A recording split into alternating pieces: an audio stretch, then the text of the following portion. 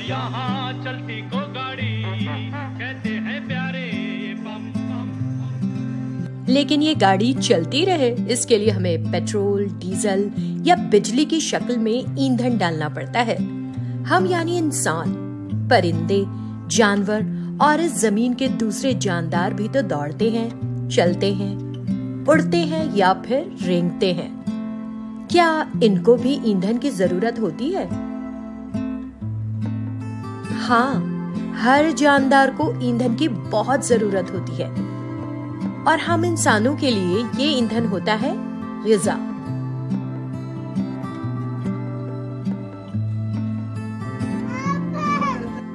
जब भूख लगती है तो छोटे बच्चे रोने लगते हैं क्योंकि उन्हें ग़िज़ा की जरूरत होती है।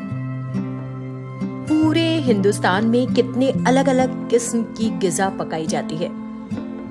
कहीं इडली डोसा, रोटी सब्जी, चावल दाल पकाए जाते हैं तो कहीं गोश्त, मछली या अंडे खाए जाते हैं। हम फल भी खाते हैं और मिठाई भी।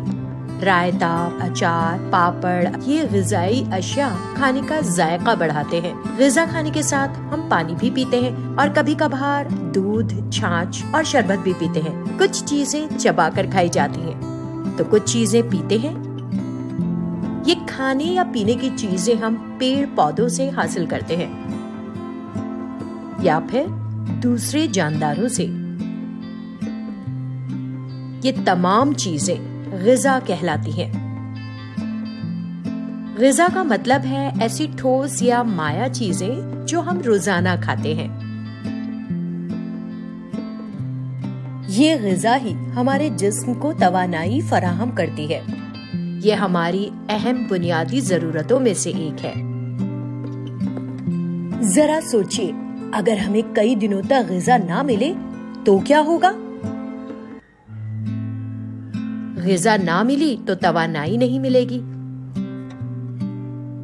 और तवानाई के बगैर थकान और कमजोरी महसूस होने लगेगी। हम बीमार भी पड़ सकते हैं। मुनासिब मिक़दार में मुतवाज़न ग़िज़ा नहीं मिली तो बच्चों की नशोनुमा मुनासिब तौर पर नहीं होगी और ग़िज़ा के बगैर हम जिंदा नहीं रह सकते। इसका मतलब है ग़िज़ा जिस्म को मुतवाज़न रखने के लिए बड़े पैमाने पर बहुत से काम अंजाम देती है। यह हमारे जिस्म के अफ़आल का तबादला करती है। ग़िज़ा जब हजम होती है तो वो ग़िज़ाइयत फराहम करती है, बीमारियों से बचने में मदद करती है और हमारी सेहत की हिफाजत करती है। इतना ही नहीं बल्कि ग़िज़ा हमें बीमारियों से निजात दिलाने में भी मदद करती है।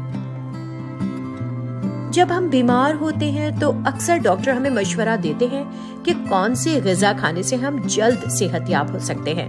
लेकिन ग़िज़ा में ऐसा क्या होता है जो इतने सारे काम करता है? ये जानने के लिए वीडियो देखिए ग़िज़ाइयत और ग़िज़ाई अज्जा। अब आपके लिए काम, घर में बनाए जाने वाले 5 पकवान के नाम लिखिए। उसे बनाने के लिए क्या क्या अज्जा लगते हैं उन्हें लिखें और उन अज्जा के बुनियादी ज़राए क्या हैं उन्हें भी लिखिए। मिसाल, खीर बनती है चावल, चीनी और दूध से, तो उसे हम इस तरह लिखेंगे: पकवान का नाम, अज्जा और अहम ज़राए। उसे बनाने के लिए क्या क्या अज्जा लगते हैं? चावल, नबातात, चीनी, नबातात, दूध, जानवर। अपने बनाए हुए चार्ट की तस्वीर खींचिए और हमें भेजिए।